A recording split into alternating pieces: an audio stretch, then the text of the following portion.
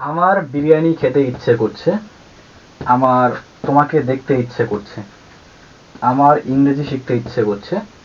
এই ধরনের বাক্যগুলোকে আমরা ইংরেজিতে কিভাবে বলতে পারি? ওয়েল, এই ধরনের বাক্যগুলোকে ইংরেজিতে বলতে আমরা feel like plus verb plus ING এই স্ট্রাকচারটি ব্যবহার করতে পারি। যেমন দেখো, প্রথম বাক্যটি এখানে আমার সাবজেক্ট হচ্ছে আই, তার স্ট্রাকচার অনুযায়ী হচ্ছে ফিল লাইক, ফিল লাইক। এখানে ভার্ব হচ্ছে খেতে, তাহলে ইট, তার সঙ্গে আইএনজি হয়ে যাবে ইটিং। কি খেতে? বিরিয়ানি, বিরিয়ানি।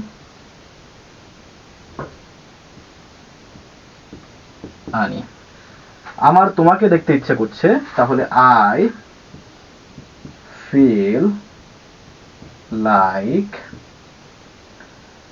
Seeing you. আমার ইংরেজি শিখতে ইচ্ছে করছে, আই ফিল লাইক লার্নিং